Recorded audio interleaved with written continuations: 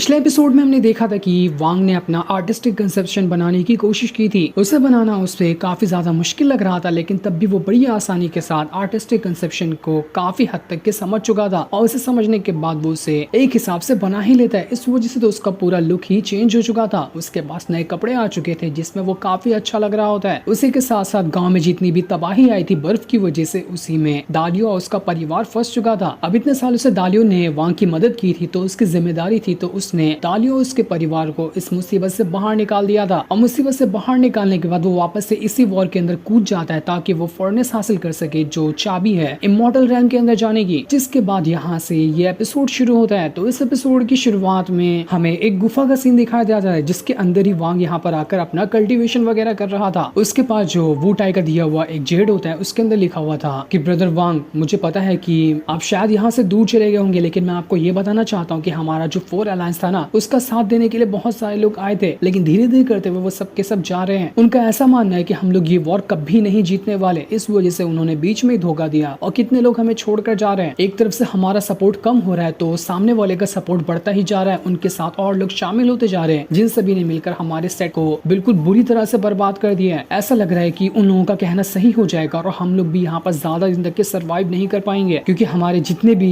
4 alliance के cultivator वगैरह थे उसमें से ज्यादातर तो मारे ही जा चुके हैं। हमारे पास अब सपोर्ट की बहुत ज्यादा कमी हो चुकी है। इस वजह से अलग अलग अलायंस के जो सेट लीडर है ना, उन्होंने तो अपने सिपाहियों को भेजना तक के बंद कर दिया, क्योंकि वो समझ चुके हैं कि उनके सिपाही जाएंगे तो वो वहां से जिंदा नहीं आने वाले, मर के ही आएंगे और फायदा भी नहीं होगा। जिन लोगों को हमने इतने सालों से साथ दिया, सपोर्ट दिया, और आज वही लोग हमारी जब जरूरत पड़ी है तो वो लोग काम नहीं आ रहे। इसलिए मैं यहाँ आपसे रिक्वेस्ट कर रहा हूँ कि अगर अभी भी आपका इरादा बदला होगा ना, तो आप हमारी सपोर्ट के लिए आ सकते हैं। ये सारी चीज सुनकर वांग एकदम ज्यादा परेशान हो जाता है कि लगता है कि ये गाँव का अंत एकदम करीब आ गया, बहुत ही ज्यादा मुश्किल है अब इसे यहाँ पर बचाना। वू टाई वहाँ पर एक और लड़की के बारे में बता रहा था कि एक ऐसी लड़की है जिसके पास बहुत ज्यादा पावर है, जिसने 100 साल के अंदर ये ट्रांसफॉर्मेशन ऑफ गॉड लेवल के लेट स्टेज को अचीव कर लिया है, जिसने आज तक की कभी किसी तरह की पिल वगैरह भी नहीं ली। एक वही लड़की है जो अकेले हमारे चारों के चारों सेट पर भारी पड़ रही है। बाकी लोगों की तो बात ही छोड़ दो, वो अकेले ही हमारा यहाँ पर बैंड बजा के रखी हुई है, क्योंकि उसकी जो असल में बॉडी है वो 5 एलिमेंट से बनी हुई है। वो अपनी 5 एलिमेंट की पावर का इस्तेमाल करते हुए 5 अलग अलग तरह के बीस्ट का इस्तेमाल करके हमारे 4 अलायंस के ऊपर हमला करी, जिसके सामने एक बड़े से बड़ा कल्टीवेटर भी नहीं टिक पा रहा। वो अपने एलिमेंट की पावर को अलग अलग एलिमेंट की तरह बीस्ट कन्वर्ट कर दिए और उन्हीं बीस्ट का इस्तेमाल करते हुए वो हमारे 4 अलायंस के ऊपर अटैक कर रही है। वो लड़की जो है पूरे के पूरे सुजाकू प्लेनेट की पूरे लास्ट 10,000 साल की सबसे खास जीनियस है। उसके जैसा जीनियस पूरे 10,000 साल में इस सुजाकू प्लेनेट के अंदर कोई भी नहीं था। तो अब तुम समझ ही सकते हो कि वो लड़की की पावर लेवल क्या होगी और वो कितनी ज्यादा खतरनाक होगी। सुजाकू प्लेनेट को जो कंट्रोल करता है, उन्होंने खुद से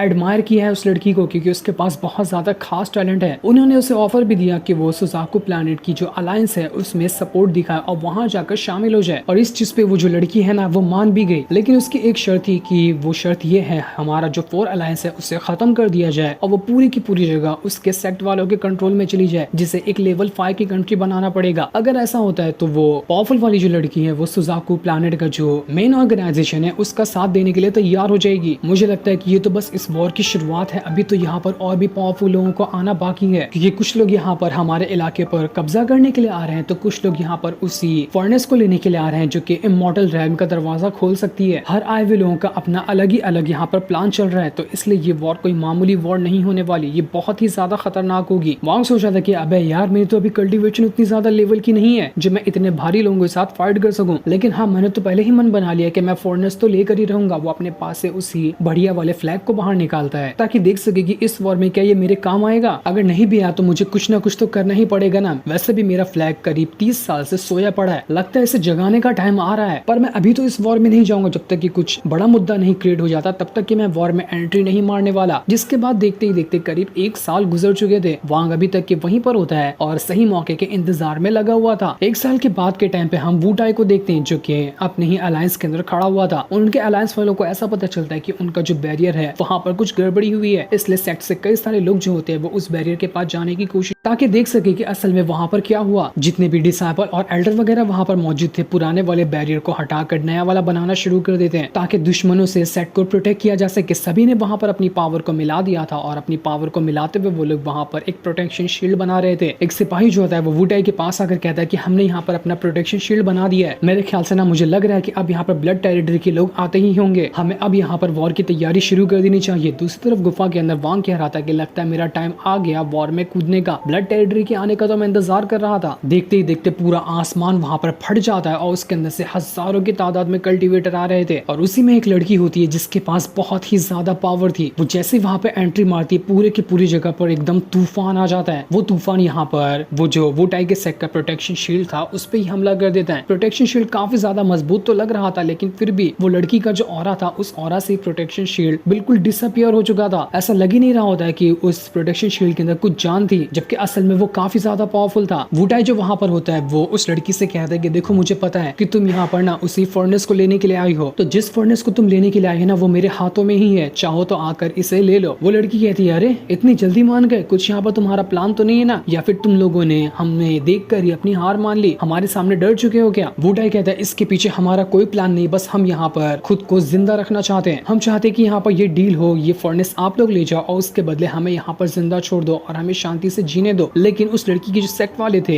वो लोग चिल्लाने लगते कि नहीं, हम यहाँ पर किसी को जिंदा नहीं छोड़ेंगे, हम मारने के लिए आए तो मार के ही जाएंगे, हम मार के इनसे फर्नेस छीन लेंगे, इन्हें वैसे जिंदा छोड़ने का कोई फायदा नहीं है। जो सुनकर वो लड़की वुटाई से कह रही थी कि शायद तुमने जवाब तो सुन ही लिया होगा कि हम लोग अब यहाँ पर क्या करने वाले हैं। वो अपने सिपाहियों से कहती जाओ और जितने भी तुम्हें इंसान दिखाई देते ना एक एक को पकड़कर काट डालना, कोई भी यहाँ पर जिंदा नहीं बचना चाहिए। सारे के सारे डिसाइपल जो वुटाई के सेक्ट वाले थे वो एकदम घबरा चुके थे, वो पसीने से नहा गए थे कि लगता है अब तो हमारे मरने का टाइम आ चुका है। वो लड़की कह रही थी कि आज ही से ये इलाका जो है वो भी हमारे ब्लड टेरिटरी का एक हिस्सा होगा, खून की दरिया बहा दो यहाँ पर। जिसके बाद ब्लड टेरिटरी के जो लोग थे वो लोग ने अपनी पावर का इस्तेमाल करते हुए वुटाई के सेट के ऊपर हमला करना शुरू कर दिया था। वुटाई काफी ज्यादा गुस्सा होता है तो वो एक पैर पटकते हुए वहां पर एक और फॉर्मेशन बना देता है ताकि जितना भी अटैक था वो उन सभी अटैक को रोक सके, क्योंकि उसी के नीचे उसके सेट के जो मासूम डिसाइपल वगैरह थे वो लोग खड़े थे। उन्हें ही बचाने के लिए वो वहां पर अपनी जान लगाकर शील्ड बनाया हुआ था, लेकिन बेचारा अकेले यहाँ पर कितने ही लोगों से मुकाबला कर लेता। शील्ड को बनता हुआ देखकर और भी डिसाइपल आ जाते जो सबके सब वुटाई की शील्ड को तोड़ने लग गए थे, क्योंकि वुटाई यहाँ पर अपने डिसाइपल वगैरह को बचाने की कोशिश कर रहा था। वहाँ पर ब्लड टेरिटरी के इतने लोग होते कि जिनकी गिनती ही नहीं, गिनने में ही पूरा महीना निकल जाएगा। उसी के साथ साथ अब देखते ही देखते एक स्नो एलिफेंट आ चुका था जो कि स्नो की पावर वाला बीस्ट होता है। उस बीस्ट के अंदर पूरे के पूरे स्नो एलिमेंट की पावर है और उसी बीस्ट को अलग अलग जो तरह के कल्टीवेटर हैं वो लोग वहाँ पर कंट्रोल कर रहे होते हैं। एक नहीं बल्कि कई सारे स्नो एलिफेंट वहाँ पर आ चुके थे। इस वॉर को दूर से अभी भी वहाँ गुफा के अंदर बैठे बैठे देख रहा था कि अरे वाह, ये वॉर तो बहुत ही ज्यादा कमाल की लग रही है, इस तरह के कल्टीवेटर लोगों से तो मैं पहले नहीं मिला था। तो वहीं वुटाई जो होता है वो अपने सिपाहियों से कह रहा होता है कि जब हमारा कोई घर छीनने के लिए आए तो हम तो यहाँ पर अपनी जान लगाएंगे ही ना। भले से हमें पता है कि हम लोग यहाँ पर बहुत कम चांस है जीतने का, लेकिन हम लोग भी कार नहीं है। इसलिए बचे कुछ सिपाही जो होते हैं वो वहाँ पर हमला करने के लिए जा चुके थे, लेकिन क्या ही फायदा, वो सब चूंटियों की तरफ वहाँ पर मारे जा रहे होते हैं और वहाँ पर जितने भी ब्लड टेरिटरी के लोग थे वो सभी आसानी के साथ उन्हें खत्म करते जा रहे थे। तब वहाँ पर एंट्री होती है दो एल्डर की, जो कि 4 अलायंस के ही 2 एल्डर थे। वो लोग अपनी पावर का इस्तेमाल करते हुए जितना भी वहाँ पर स्नो एलिफेंट था उसे खत्म करते जा रहे थे। वो दोनों एल्डर लग रहा था कि पावरफुल है, तो वो लोग यहाँ पर सेट को बचाने के लिए आ गए होते हैं। इस चीज को देखकर वो 5 एलिमेंट वाली लड़की भड़क चुकी थी, इसलिए अब वो वहाँ पर अपने पांचों के पांचों एलिमेंट की पावर का इस्तेमाल करना शुरू कर देती है कि इन कीड़ों की औकात कैसे हो गई हमारे ऊपर हमला करने की। उसका 5 एलिमेंट से बना हुआ जो बीस्ट था अब वहाँ पर रेडी हो चुका था। अपने 5 एलिमेंट स्पिरिट पावर का इस्तेमाल करते हुए वो पांचों के पांचों बीस्ट को 4 अलायंस की तरफ ही भेज देती है ताकि एक एक को पकड़ के चुन चुन कर वो बीस्ट खा जाए। इस चीज को देखकर तो वो दोनों एल्डर वहाँ पर घबरा चुके थे कि यहाँ पर तो अभी तक एक ही एलिमेंट का बीस्ट था, लेकिन अब तो यहाँ पर पांचों के पांचों आ चुके हैं। एक बीस्ट जो होता है वो 4 अलायंस के एक अलग सेट के ऊपर हमला करने के लिए जा रहा था। वहाँ का एक जो लीडर था वो मॉन्क था। काफी दिनों की कल्टीवेशन के बाद वो बाहर निकला था। जैसे वो बाहर आया होता है वहाँ पर उस एलिमेंट वाला बीस्ट आ रहा था, इसलिए वो मॉन्क वहाँ पर अपनी पावर का इस्तेमाल करते हुए उस एलिमेंट के बीस्ट के साथ फाइट करने की कोशिश करता है। उसने अपनी फायर पावर का इस्तेमाल करते हुए उस बीस्ट को घेर लिया था, लेकिन तब भी कोई फायदा नहीं हो रहा था। वो बीस्ट काफी ज्यादा स्ट्रॉन्ग होता है पर वो मॉन्क भी कमजोर नहीं लग रहा था। वो अपनी और ज्यादा पावर को बढ़ाते हुए उस बीस्ट को पूरी तरह से घेर लेता है। इसी तरह से